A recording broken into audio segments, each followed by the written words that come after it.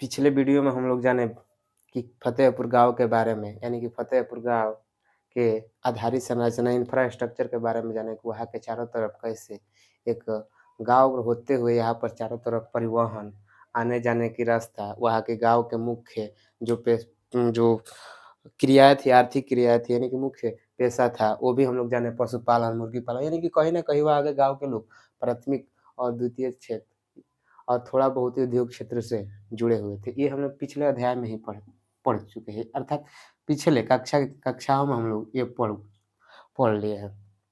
इसके बाद हम लोग जाने कि बिहार के जो फतेहपुर गाँव है, इस गाँव के पश्चिम में पुनपुन नदी और पूरब में मुख्य गया पटना मुख्य सड़क इसी गाँव से होते हुए जाती है।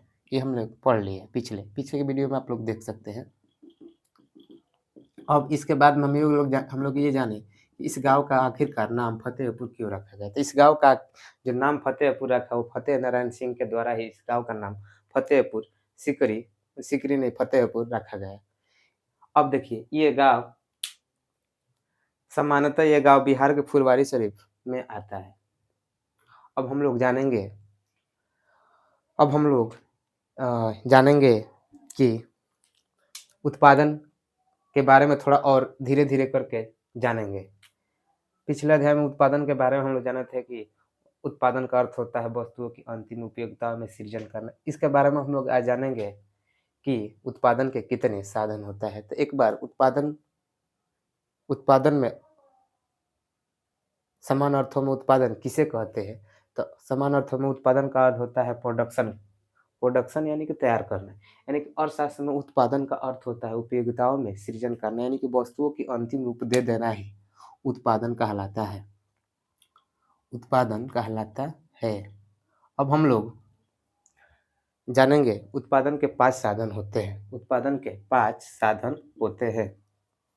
उत्पादन का पहला साधन भूमि होता है, यानी कि लैंड होता है।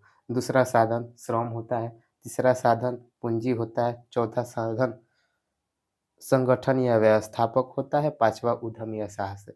इसके बारे में हम लोग आगे की वीडियो में देखेंगे। थोड़ा-थोड़ा अभी हम जान जाते हैं, विस्तार के आगे की वीडियो में हम लोग समझेंगे। यानी कि उत्पादन का पहला साधन भूमि है। उत्पादन का पहला साधन भूमि है, जिसे हम लोग लैंड कहते हैं। दूसरा साधन श्रम है, जिसे हम लेबर कहते हैं।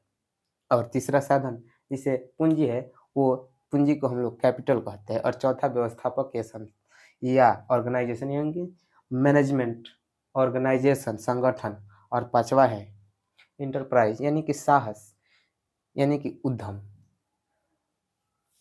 ये हम लोग आगे के वीडियो में समझेंगे एक-एक करके कि भूमिका यानी कि एक शब्द में कहे तो भूमिका पृथ्वी की ऊपरी सतह को भूमि कहते हैं। और श्रम 2 ही तरह से होती है, शारीरिक श्रम या तो मानसिक। दुनिया में 2 ही तरह के श्रम होते हैं। और पूंजी का अर्थ होता है रुपया, पैसा, धन संबंधित होता है। और व्यवस्थापक जो जानते हैं मैनेजमेंट।